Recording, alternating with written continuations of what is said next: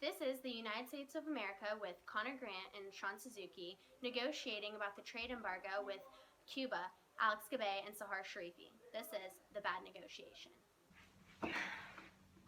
Where are they? I don't know, it's been like 5 minutes. Oh, there they are. Good afternoon. Hi, I'm glad you can make it. Hi. Please take a seat.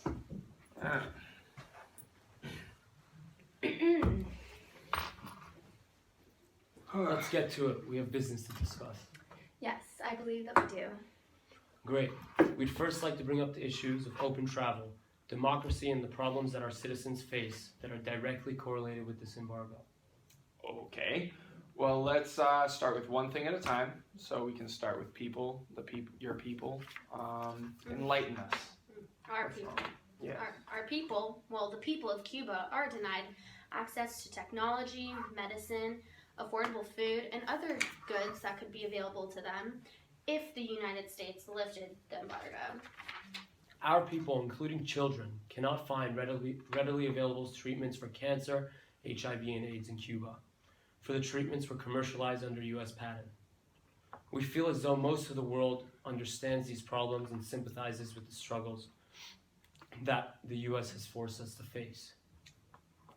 But the U.S. continues to overlook these issues. We absolutely do not overlook these issues. As far as we can tell, the Cuban government is at fault for not caring about its citizens. This embargo allows us to continue to put pressure on your government to better the human rights of your people. And we can look at the medical issues you are facing, but I feel it is also important to note the well-being of your people can probably be blamed on a 90% state-run economy and the average individual income of your people of $24 per month. That is not our fault. Because of this embargo, we do not have access to many technology industries that have begun taking the world by storm. As of recent years, 75% of our people do not have access to the internet and cannot take advantage of any online resources. And we are your scapegoat?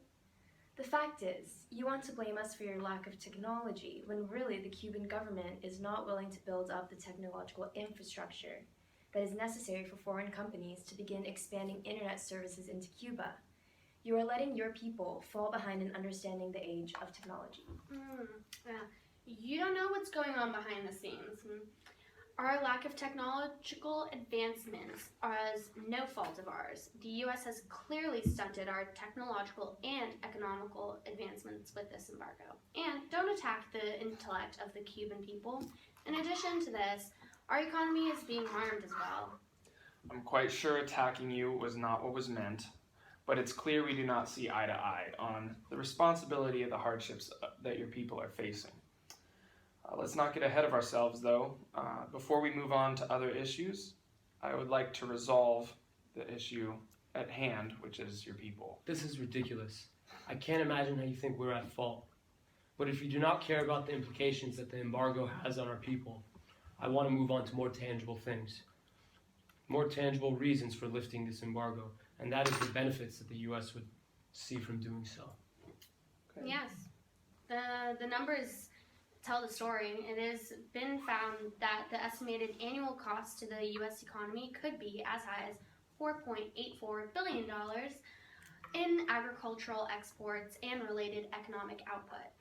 Maintaining the embargo is simply bad business for you, as the average U.S. farmer would notice a difference in about 2 years if the embargo were lifted. Okay, well, we have constantly tried to soften the embargo over the years, but without a positive Cuban response.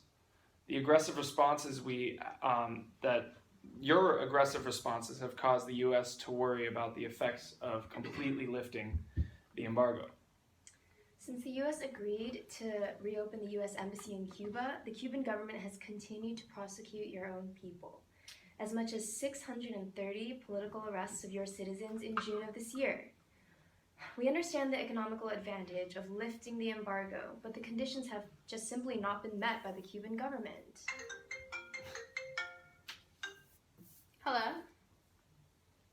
Yeah. Sounds good. No, not at 2. I'm doing my nails. Thursday at 3? Okay. Okay. Bye. Can we get back on track? Your conditions are from the Cold War era way of thinking. Times have changed, and we think that it's about time that you let us change with them. You are being hypocritical by promoting democracy when you won't allow your people to come here. Okay, well, this Cold War era of thinking is still relevant because Cuba has still not yet met the conditions for the U.S. to lift the embargo. It may be a 50-year-old law, but it states that Cuba must legalize all political activity, release all political prisoners, commit to free and fair elections in the transition to representative democracy, grant freedom of press, respect internationally recognized human rights, and allow for labor unions. We have not seen these changes being made. Simply put, since Cuba has not met the conditions, it would not make sense for the U.S. to lift the embargo. Not only does it not make logical sense, but in the eyes of foreign nations, it would make America look weak. And America is not weak. No, we're not. And we cannot risk sending a message to potential anti-American nations, such as China or Iran, that we can be waited out. We cannot be waited out. Well, this embargo should have died with the USSR. The American government is harming the Cuban people rather than the Cuban government, as was intended by the embargo. 118 countries have already demonstrated their support to lift this embargo, yet the embargo remains. This is about moving forward, and we cannot leave until you see the problems that you're creating and agree to set Cuba free from this outdated and irrelevant embargo. Well, that's not the way that it works. The embargo can only be lifted by congressional action, and such action has not taken place. And you will leave when you are being excused, and not when your requests are met. I'm here for my country, and your arguments have been disrespectful to my country and government, and I will not tolerate such disrespect. Well, then I guess we find no common ground and nothing will change. If you're not willing to compromise in meeting the conditions stated, we won't compromise either. You're excused.